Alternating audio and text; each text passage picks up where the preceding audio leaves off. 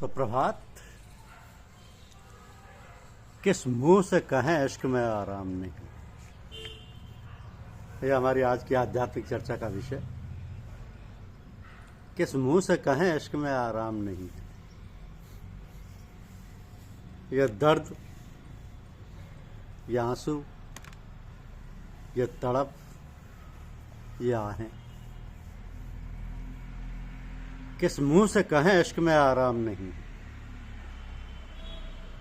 मोहब्बत करने वाले गम से घबराया नहीं करते, शिकायत क्या वो लब तक आह भी लाया नहीं करते। हर जुल्म इनायत है, हर जोर शफकत है, राजी व रजा रहना ईमान मोहब्बत है। विश्व की अगर कोई ऐसी संचालक शक्ति है जिसके अभाव में इस दुनिया के एक एक क्षण में टुकड़े टुकड़े होते जाएंगे,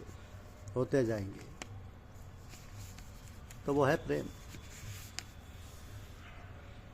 और ये प्रेम ही परमेश्वर है। विश्व को गति देने वाली एक मात्र शक्ति है प्रेम।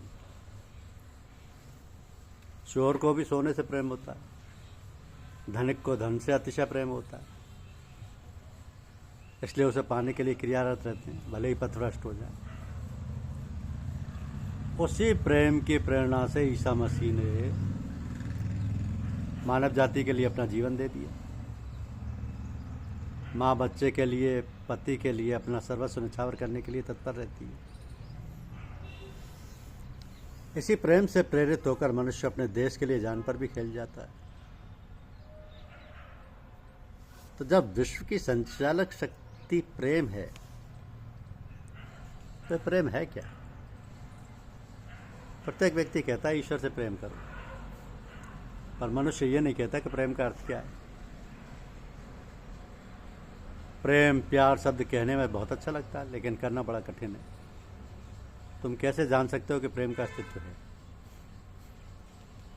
प्रेम का पहला लक्षण है कि वह व्यापार नहीं चाहता। जब एक मनुष्य दूसरे से कुछ लाभ पाने हेतु प्यार करता है, तब तुम समझ सकते हो कि वह प्रेम नहीं, वो तो दुकानदारी है। यहाँ खरीदने और बेचने की क्रिया हो रही है, तो जहाँ खरीदने और बेचने की क्रिया हो रही है, वहाँ प्रेम कैसे रह सकता है? इसलिए मनुष्य ईश्वर से प्रार्थना करता है कि मुझे ये दो, अथवा ये काम हो जाए, तो प्रसाद चढ़ाएंगे, ये पूजा कराएंगे। तो क्या ये प्रेम है? ये तो अदला बदली है, व्यापार है। प्रेम का दूसरा लक्षण है भय रहित होना। जब तक मनुष्य ईश्वर की कल्पना एक हाथ में पुरस्कार और दूसरे में दंड लिए बादलों के पार बैठे हुए व्यक्ति के रूप में करता है, वहाँ प्रेम संभव नहीं। क्या तुम डराकर किसी से प्रेम कर सकते हो? यदि हम ईश्वर की पूजा पाठ करेंगे तब फल मिलेगा, यदि नहीं करेंगे तो पाप चढ़ेगा। ये विचारधारा हमें प्रभु से निश्चल और उन्मुक्त प्रेम करने से रोकती है। तो भय में प्यार संभव नहीं। मान लो कि कोई माँ सड़क पर जा रही है, कुत्ते भौंक भौंक कर उसका पीछा करते हैं, वो डर डर कर इधर उधर भागती है। किंतु यदि वही अपने बच्चे के साथ कहीं जा रही है और शेर उसके मुंह पर झपटता है, तो वही माँ बच्चे को बचाने के लिए शेर के मुंह में अपने को झोंक देती है। तो प्यार ने उसके भय को जीत लिया। न्यायाधीश के बच्चे अपने पिता को दंड या क्षमादान देने वाले व्यक्ति नहीं, बल्कि प्यार करने वाले पिता के रूप में देखते हैं। ठीक इसी प्रकार ईश्वर भी दंड या पुरस्कार देने वाला नहीं, अपना प्रेम अपना सर्वस्व हमें सौंप देता है।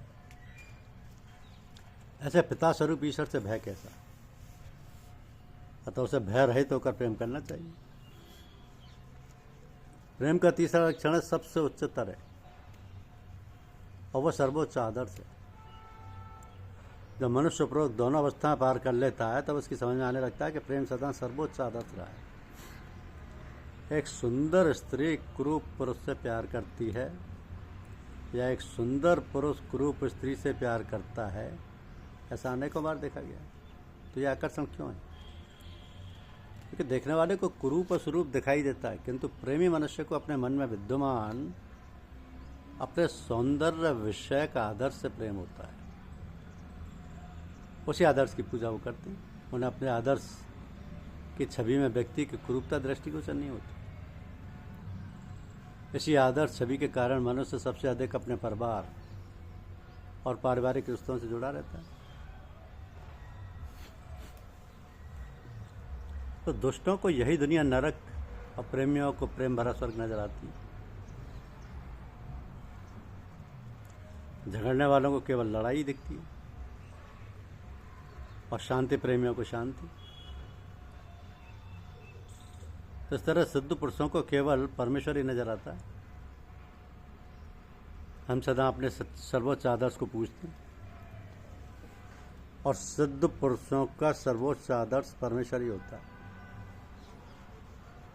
वो परमेश्वर को पूछता है, उससे प्रेम करता है, उसके प्रेम की वह अभिव्यक्ति विश्व प्रेम में जुड़ी रहती है। तो वो क्या है जिससे मनुष्य मनुष्य की ओर, जीव जीव की ओर, संपूर्ण विश्व मानव केंद्र की ओर खिंचता जाता है? वह प्रेम छोटे से छोटू अणु से उच्चतम जीव में यह प्रकट हो रहा है। यह सर्वशक्तिमान और सर्वव्यापी है। प्रेम ही परमेश्वर है। पूज्य गुरुदेव हम सब से और हम सब उनसे प्रेम की डोर में ही तो बंधे। तो प्रेम की पराकाष्ठा के कारण ही तो वे इतनी बड़ी आयु में अनेकों कष्ट उठाकर हमें राह दिखाने, बताने और समझाने के लिए हम तक पहुंच जाते थे। हम उनके बताए मार्ग पर कितना चलने का प्रयास करते हैं, यह हमें अपने को जांचना परखना है। गुरुदेव से भयरहित, इच्छा रहित और सर्वोच्च आदर्श युक्त प्रेम करना है। तभी हम प्रेम परमेश्वर को जान सकेंगे और विश्व प्रेम की विचारधाराओं में अपने को जोड़ पाएंगे।